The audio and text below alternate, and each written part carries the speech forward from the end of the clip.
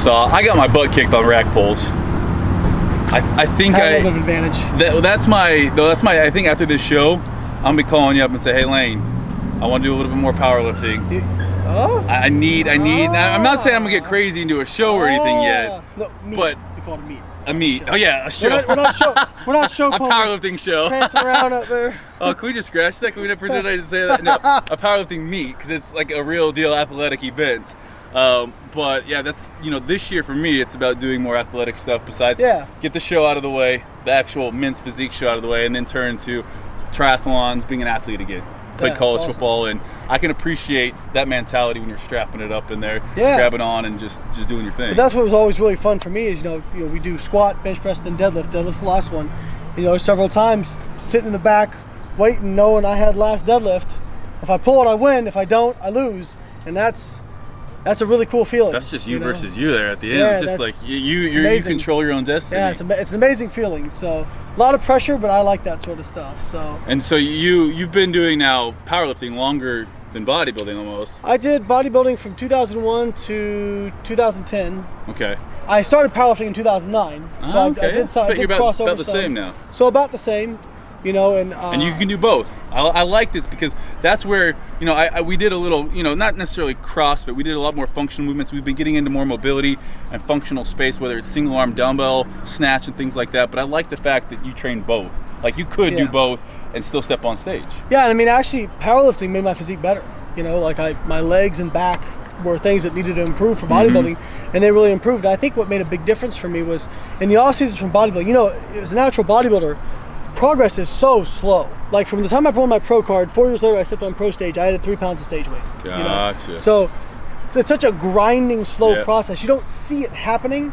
And so it's very easy to get discouraged and get bored with your workouts. Totally. So when you've got powerlifting and you're moving towards a meet and you can see the weights getting bigger and bigger each week, it gives you that like positive reinforcement. And for me, it made me help me train harder to give me something to work towards. And I'm sure you see this, and I wanted to ask you this because I'm sure you see this all the time with people.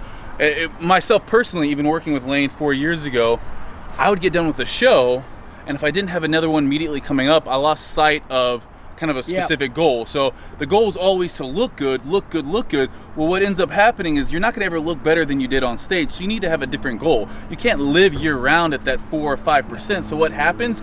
You eat, you feel crappier about yourself, but your body's not supposed to be that lean year round. So by concentrating on something else, the body kind of just takes care of itself. No, you're not going to be 4 or 5%, but you're not going to want to sit there and binge eat because it's no longer about how you look. It's performing into the gym. Yeah. And so it's kind of the same mentality. He has his powerlifting. I've never really gotten into powerlifting. For me, it's Spartan races or a half triathlon or a half marathon, but the mentality is the same thing. Like I want to look a certain way on stage. After that, it's no longer about how I look. It's about being an athlete and performing. And I think the best way to do that is having set numbers in the gym and trying to go after those. It keeps it fun. Absolutely. And I think that goes back to goal setting, right? Like shows, especially again if you're drug free, like it's so hard to gain muscle. Yeah. So looking at you may need to take, if you're competing every year, you're not going to make progress. You got to take two or 3 years off or a year off.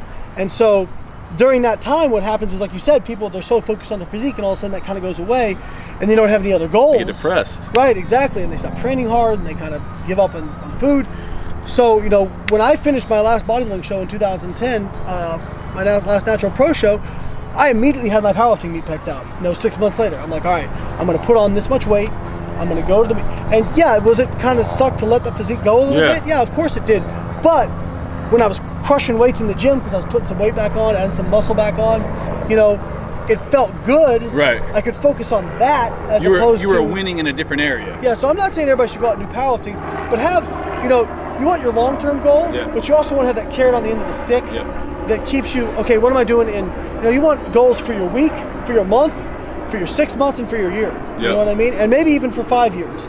But if you only got the 5-year goal, it's going to get really disheartening because you're going to feel like you're failing the entire time until you get there. So always have little short-term goals to check off along the way. I love that. Because then all of a sudden you're patting yourself on the back every couple weeks when you're hitting your micro goals, we'll call them. You have that huge goal, but then there's that, I think, and people, the biggest, I think, the reason people don't succeed on their goals is because, like you're saying, they're so huge that it's hard to hold on to them when week to week they're not seeing that progress that they might want to see. So it's huge for that. And it's a slow grinding process, or whatever it is. You're starting a business. You want to become big on YouTube. You want to become a pro bodybuilder, or whatever it is, pro men's physique, pro powerlifter, whatever it is. That's such a long process, and we know what it takes to become very proficient in something. An expert is 10,000 hours. Is about what it is of purposeful practice, not just practice, purposeful practice. 10,000 hours is a lot. 10,000 hours is a lot. You're usually talking about 10 years, Yeah. right? So, and that's a long time, and that's about how long it took me to become a pro after I started lifting my first weight, right? So you've got to have those little goals along the way. And you also, what I see a lot in this industry too, is guys, and women too, they never give themselves credit, right? They'll do something and they'll go, okay, on to the next thing. And it is important to be on to the next thing, but it's also important to go, you know what, I did a good job. Because otherwise, if you never reward yourself like that, it's hard to, I mean, you don't feel that sense of satisfaction, So like after I think that's actually kind of my issue at times. It's time to take a step back. Drive. But I made myself after Worlds in 2015, where I got the silver medal and I got the world squat record.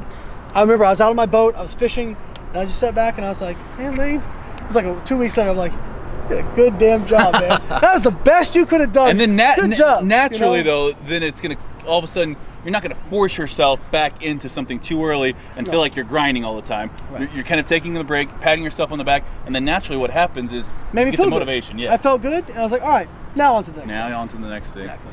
All right, well, we're going to step on stage the best that I've probably ever looked.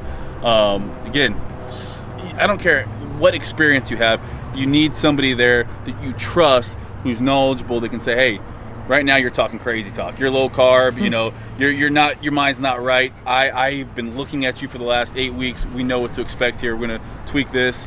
And Hawaii's going to be a blast. We're going to get on stage. We're going to have a fun time, and then we're going to go play around in the ocean. But good work today.